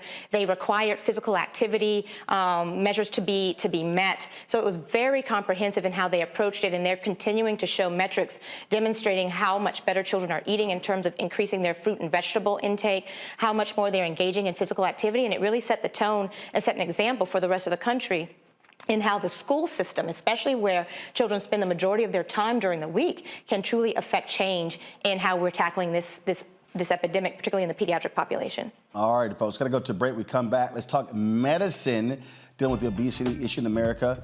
Should kids be put on pills or taking medicine to deal with obesity? Well, that's been a hot topic over the last few weeks. We'll ask our panel about that as well. You're watching the special edition of Roland Martin Unfiltered on the Black Star Network on obesity in Black America. Back in a moment.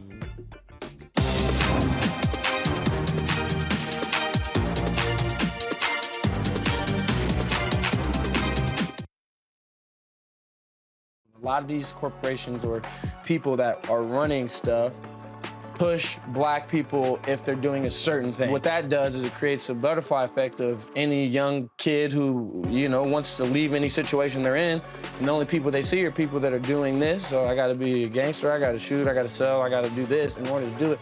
And it just becomes a cycle. But when someone comes around and is making we don't, they don't want to push it or put money into it. So that's definitely something I'm trying to fix too, is just show there's other avenues. You don't gotta be a rapper, you don't gotta be a ball player, you can be a country singer, you can be an opera singer, you can be a damn whatever, showing the different avenues. And that is possible, and it's hard for people to realize it's possible until someone does it.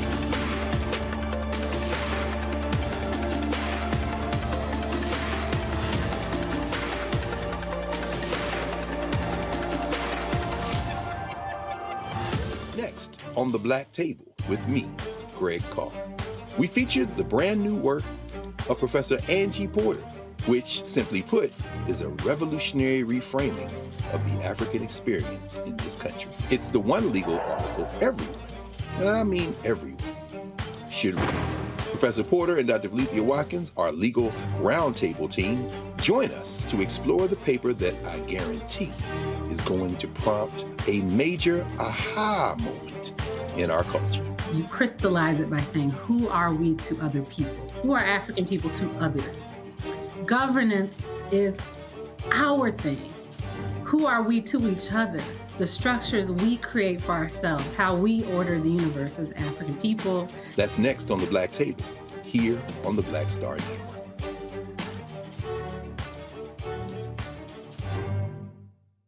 Hi, I'm Vivian Green. Hey everybody, this is your man Fred Hammond, and you're watching Roland Martin, my man, Unfiltered.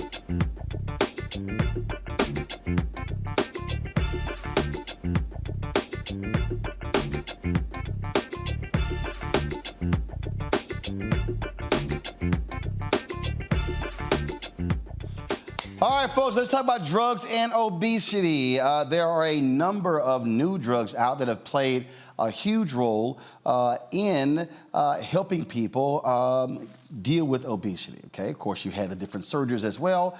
But one of the stories that I saw a couple of months ago caught my attention, dealt with the issue of childhood obesity and medication. And that is new guidelines were issued by the American Academy of Pediatrics, where they encourage young folks who are dealing with obesity to be medicated. Now, that caused a lot of other people to say, hey, man, what's going on? Why are we doing with this? I've had some fitness experts, some other dietitians who were on who said, no, that's the last thing that we should have happen. Michelle, again, these are doctors, who pediatricians who say we can't wait. 14.4 million young people in this country have obesity. They say it's causing too many problems like high blood pressure, diabetes, and depression. Medication should be the route. What do you say? So I think that we have to keep an open mind about treating the disease of obesity, just like we look at other chronic diseases.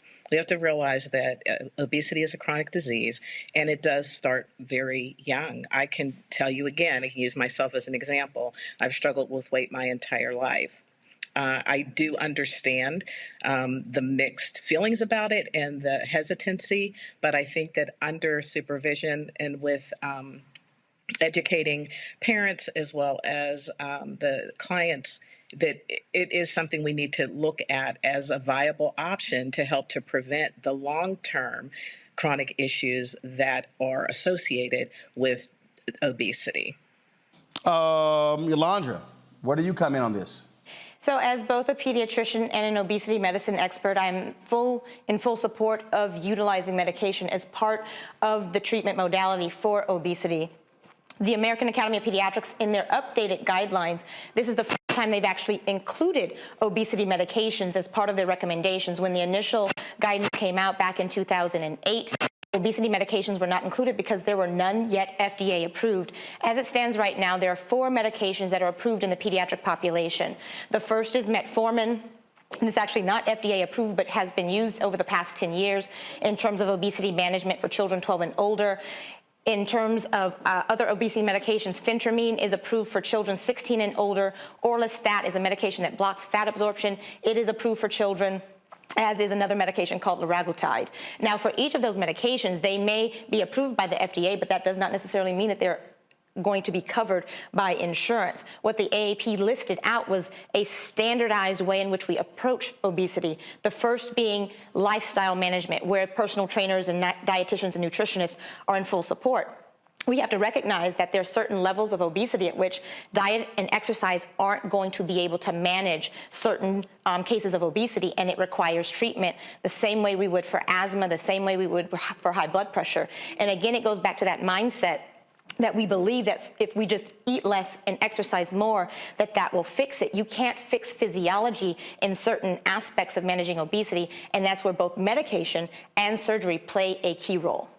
I want to bring in Dr. Cedrina Calder. She is a board-certified preventive medicine physician specializing in lifestyle medicine and obesity medicine. So, Cedrina, I'll ask you, when it comes to children, should we be putting them on medication to deal with obesity? So I agree with what was already said. So you really have to consider medications as an option. Medications are a great tool when it comes to weight loss. And there are so many children that are currently affected with obesity in this country. And what we do know about obesity is that it leads to severe chronic diseases further down the line. So I think that it should definitely be considered. Of course, you can try lifestyle changes initially, but there are many situations where lifestyle changes alone will not do it. And you must consider medications as an option as well. There are a lot of folks out there who have been focused on the new obesity drugs. Many folks have actually called these drugs a game changer. Because they've actually impacted people in a quite a unique way. But Tiffany, it's caused problems because now we have folks, Tiffany, who are not frankly obese, who are making a mad dash. I think I saw a story where there was a TikTok video and folks just all of a sudden went after the drugs. They cost a significant amount of money. But again, the problem is, how do we ensure that the drugs that work are getting to people who need it, as opposed to individuals who are looking to lose 5 pounds to have their goal weight for their swimsuits? Right. That's an excellent point that you're making. And so what I would say is if you have 5, maybe 10 pounds to lose, these medications may not be appropriate for you. There are criteria that the doctor should be using to rule out who is appropriate and who is not. And that's based on the risk factors that you have. If you already have diabetes, if you already have high blood pressure or some other obesity-related disease, and obviously you're at higher risk, and you would do well to have that medication. If you have 5 to 10 pounds to lose, if it's simply cosmetic and you want to lose a little bit to look better in a swimsuit or something, obviously that is not a good use of the medication. But I do want to caution people because they will say that the medicine should only be used for diabetes and not for obesity, and that's just simply not true. Obesity is a disease. There are medications that can treat it, and we really should not further stigmatize or bias people with obesity by not providing medications that can work. So yes, we should prevent people from using it for cosmetic reasons, and really the doctor should kind of be the gateway keeper for that. And then the price also stops a lot of people from being able to afford it, unfortunately. So we really do need some political change there as well. Speaking about that, Nelson, again, these new drugs have been called highly effective. Yet they're not covered by Medicare and most Medicaid programs. Drugs cost upwards of $1,500 for a month's supply.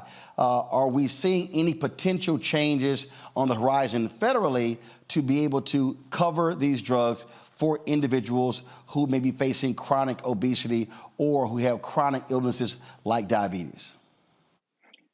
Yes, we are seeing some progress, and I think you put your finger on when you referred to it as a game changer, right?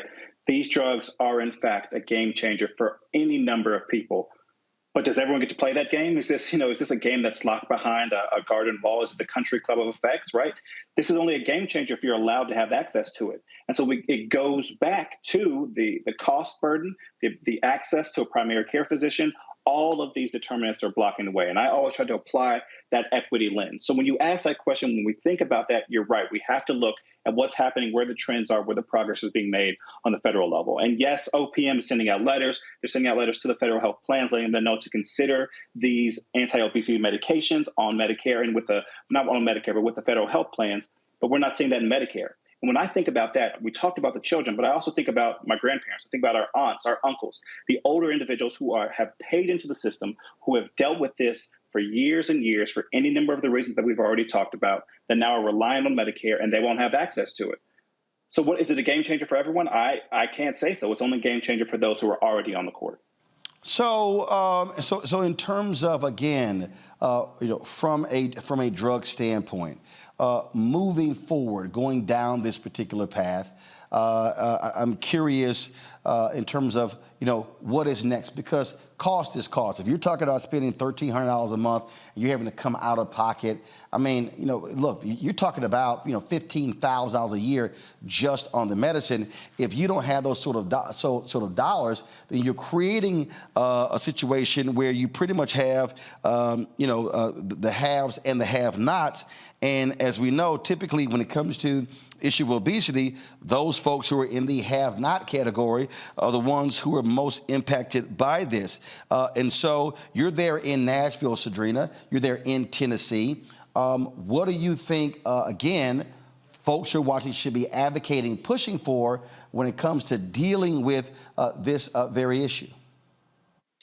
We should be pushing for insurance companies to be able to cover more of these medications, because what we're doing right now is creating more of a disparity right now. So we know that almost 50% of African Americans have or will have obesity, and that's a huge issue.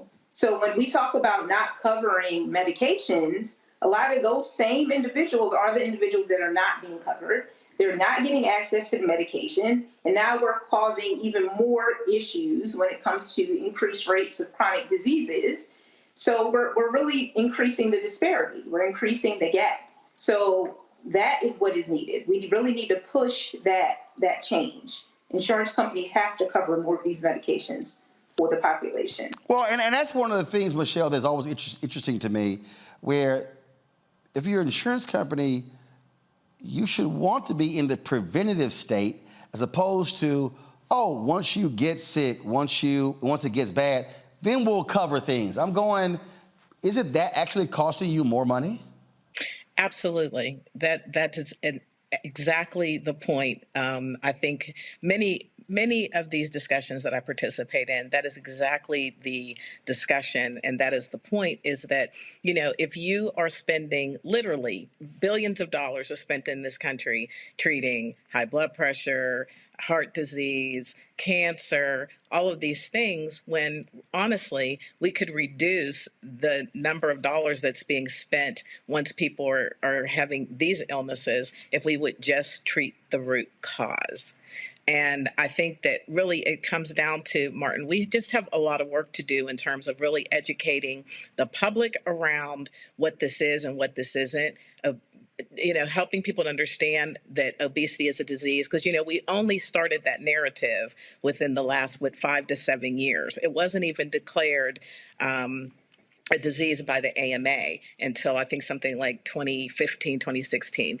And so that in and of itself is problematic. So we are still battling at the legislative level. We're still battling at the state level. We're battling even people who live with the disease are still battling sometimes to accept that it is a disease and it's not because of you have poor willpower or because you're lazy or because you're not, dieting enough or what have you. So I think that changing the narrative around how we see this disease is one of the main keys that we've got to get focused on. And then once we can get people to come on board with that, I think that it's a little easier to have the conversation to say, listen, this is a disease, and you would not deny somebody who comes into your office who has diabetes or, they have a blockage in their heart. You would not deny them care. So why would you do that with someone living with a chronic disease like obesity?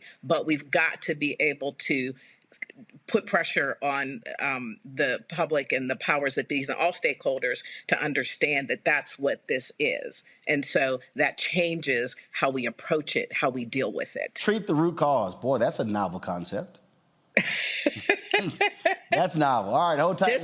Just saying. I understand. Hold tight 1 second. I got to go to break. When we come back, we'll talk about what next. And so for all of our specialists here, those who are watching, what do they recommend they do next if they are dealing with obesity, dealing with weight issues, dealing with any of this? Where do they start? What do they do? So that's what I want to hear from each one of our experts when we come back right here on the special edition of Roland Martin Unfiltered, focusing on obesity in Black America, right here on the Black Star Network. Back in a moment.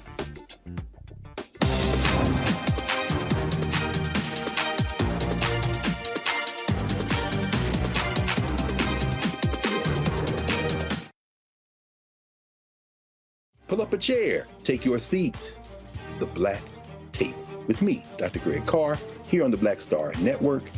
Every week, we'll take a deeper dive into the world we're living in. Join the conversation only on the Black Star Network. On the next Get Wealthy with me, Deborah Owens, America's Wealth Coach, the wealth gap has literally not changed in over 50 years, according to the Federal Reserve. On the next Get Wealthy, I'm excited to chat with Jim Castleberry, CEO of Known Holdings. They have created a platform, an ecosystem to bring resources to Blacks and people of color so they can scale their business. Even though we've had several examples of African Americans and other people of color being able to be successful, we still aren't seeing the mass level of us being lifted up.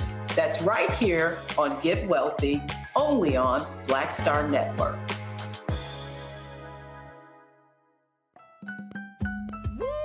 We're all impacted by the culture, whether we know it or not. From politics to music and entertainment, it's a huge part of our lives, and we're going to talk about it every day right here on The Culture with me, Faraji Muhammad, only on the Black Star Network. Hi, I'm Teresa Griffin. Hi, my name is LaToya Luckett, and you're watching Roland Martin Unfiltered.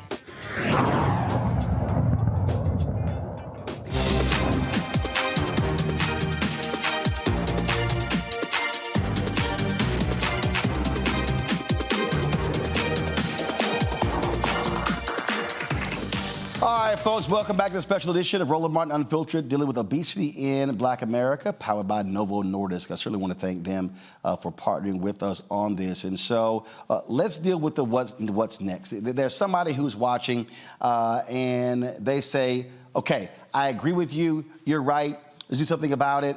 I have no idea what to do next. And so if we're talking about from an individual standpoint, in terms of an individual dealing with this issue themselves, what do they do? But also, I want our experts to talk about, from a public policy standpoint, what is it that they want people to do to begin to impact this issue?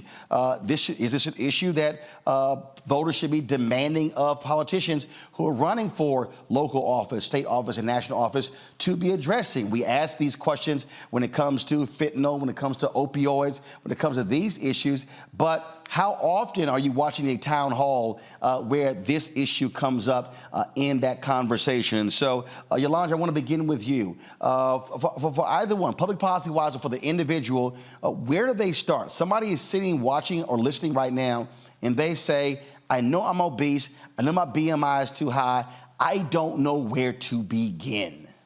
The first thing I would say is recognize that you are not obese, you are dealing with obesity. The second is to look at all the factors that influence how your body processes, metabolizes, and deals with food. So it isn't simply just eating, it's where are you in terms of your stress. We know that cortisol increases, it triggers over 1,300 stress responses in the body, resulting in weight gain. You could eat one meal a day and still gain weight. So think about stress, sleep, all of the other components that add to the risk of obesity. From a policy standpoint, what I would say for every voter, I'm a mom, and that's my most important job, vote like your child's life depends on it. Where is health in every single policy that the person you're about to vote for is manifesting? If health does not show up in the decision every single time they get ready to either pin legislation or push it forward, then that's not the person that we should vote for.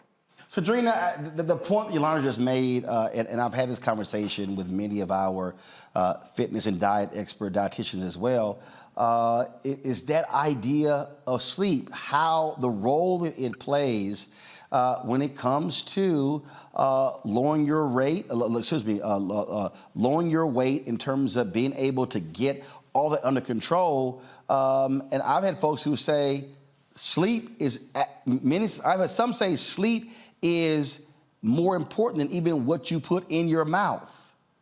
Now, that doesn't mean you go out there and sleep 10 hours and then eat fast food all day, but they said sleep plays such a huge critical role in confronting obesity, and too many Americans are not sleeping enough. Yes, Roland, you're so right. The average American does not get enough sleep. So, the requirement for adults is about 7 to 9 hours a night or a day. And sleep is 7 to 9. Most people are not getting that. That's just very difficult to get in our busy lives. But sleep does play a role in overall health. We find people that are chronically sleep deficient tend to be at a higher weight. Also, the less sleep you get, it literally changes your hormones. It changes your cortisol level, increases that. It can do things such as make you hungrier, so you may want to eat more food. So sleep is super important when it comes to weight loss. Unfortunately, the average person doesn't realize that, but I agree that if you are someone who know that you are dealing with excess weight, you do want to start off with looking at your lifestyle. Sleep is one big factor that you want to improve upon if you are trying to lose weight. That issue there, Michelle, and so many others. And so, Michelle, for you talked about surgery, weight coming off. And so talk about the adjustments that you made, let's say before you even had the surgery, adjustments you made and adjustments you would recommend to someone who's watching right now who says, I don't even know where to begin. Mm-hmm. Well, there's several things I have to tell you. I'm a nurse also. And so even being a nurse, I have to be honest and tell you that along my journey, it was a long time into my journey before I even embraced the idea that I was living with a disease called obesity. And there's a couple of important things. You asked some really great questions about what did I do, because I was somebody who was doing all of the things. Okay, I was, watching my diet. I was exercising. I was, whatever it was that somebody said I could do to try to lose the weight, I was doing it. Here's a key factor that really helped me. I had a healthcare provider who saw me. She saw me, and she was able to sit down with me and have a heart-to-heart conversation and tell me, listen, this is far bigger than you are. I'm watching. Oh, I want to stop you right there. Okay. When you said she saw me, it wasn't that I scheduled a visit. It was that you had a healthcare provider who said, I'm going to talk to you anyway about the issue, and you were listening, because we know, based upon the stats, too many African Americans, when they have white doctors, that doesn't happen. Was your healthcare provider Black?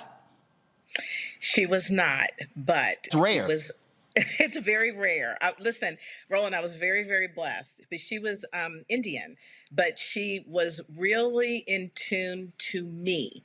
And I'm sharing that because I think one of the big pieces that we've got to delve into and get dollars to put money into is really educating healthcare providers, right? Because if you trust your provider, you can have compassionate conversations with them and your healthcare provider. And I said that intentionally, that she saw me. She saw Michelle. And so she knew that I was doing all of the things. And she literally said, I'm begging you. We really need to look at this from a different angle. Would you please talk with my colleague who happens to be a bariatric surgeon, because I think that you are an excellent candidate because you are doing all of the things. You were doing all of the right things, but those things were not working. Exactly. That's exactly right. And I also want to bring out the point that if you are someone just like me who's living with obesity and you're doing all of the things, please know that even with surgery or the medications, you still will have to do the things. Obesity is best attacked when you look at it from a mind, body, spirit issue. So managing your stress, taking care of your body, eating well, feeding your body good things. Those things don't go away. It's not an either or situation. It's a and situation. But I would say that if you're going to your healthcare provider and they're not listening to you, you need to fire them. I will fire a healthcare provider. I have no shame in my game to do that. The reason is that you need someone who is going to get you and who's going to work with you in collaboration with you to come up with a comprehensive treatment plan to deal with this disease called obesity. Tiffany? Yes, I wanted to add two things. The first thing is that I think absolutely obesity is something that needs to be addressed. Sure, locally, we need to elect people who are voting with our best interests, who are choosing for us, health in all things. But this also needs to be addressed on a federal level. And if Medicare, Part D, Medicare, Medicaid actually address this and cover these medications, $66 billion over the next 10 years would be saved. So that would be an extraordinary amount of money that would save our economy, but also the lives that we're losing at early ages, especially in the Black community, which is something near and dear to my heart. So I think that is the first thing I would mention, that you need to write to your legislators, make sure you're choosing people who are in support of health care for all. But then the second thing is, Michelle hit the nail on the head. What I wrote down earlier was that you need a physician who cares about you, someone who takes obesity seriously, doesn't shame you, doesn't say that you are obese and you're doing it wrong and then you're scared to go to the doctor or scared to get on the scale. You need someone who cares about your best interests. And you're right that often that is a doctor who looks like you, who maybe understands what you're going through in life. Sometimes it's not, but often it is. And then lastly, I wanted to say, as a mom, I am a mother. And I know for Black women, oftentimes we are trying to do too much at one time. We have a lot of stress. We may not be able to make time for ourselves. So my advice to my patients often is get a journal, try to journal if you can, go for a walk outside in fresh air if you can. But mostly we have to let go of the superwoman, strong Black woman stereotype and feel free to rest, get your sleep, control your stress, and then make sure you have a very strong healthcare team. So that is my advice. So, all right, Nelson, take us home. I have to say that it sounds like the previous two speakers were basically just doing plugs for HBCU Medical School. So a quick shout out for that. But I will say that I've got two words, both for the personal and for the public policy. On the personal end, the single greatest thing I've ever done in my life was marry my wife, who's a nurse. And she has instilled upon me the importance of extending grace. So for anyone that is struggling with the disease of obesity, because this is in fact a disease, extend grace to yourself to understand that this is a disease. For those around those individuals struggling with that, extend grace to them and extend grace to the system to figure out what is going to work for you. Extend grace. On the public policy front, it's to take a yes and approach, right? Yes and what else? Yes, diet and exercise and metabolics. Yes, we're getting the federal health employee plans are having access to the anti-obesity medications, and Medicare needs it, and insurance coverage needs it. Yes, and until we get to where we need to be and everyone has their best opportunity to achieve their optimal level of health. All right, let me thank Nelson Dunlap, Michelle Tedder, also Yolandra Hancock, Tiffany Bell Washington, as well as Dr. Sadrina Calder. I want to thank all of y'all for being guests. Let me thank NovoNordisk as well for sponsoring this. Folks, this is not the only time we're going to be talking about this because it is an ongoing issue. We've been following the policy battles that have been going on in the nation's capital and also across the country as well. And so this would be something that we'll be focusing on Roland Martin Unfiltered on the Black Star Network, plus our other shows as well. This is one of the reasons why when we started off Healthy You in 2023, having so many different experts on talking about the issue of what we eat, how we eat, and also getting us moving, getting us not just locked down, eating processed foods, eating more fruits and vegetables, but also moving our body, being more active, and yes, that's still hard, Sadrina, those 7 to 9 hours, getting more sleep as well. And so, again, NovoNordisk, we appreciate them partnering with the Black Star Network on this special. Folks, that is it. We'll see you tomorrow right here on the Black Star Network. Holla!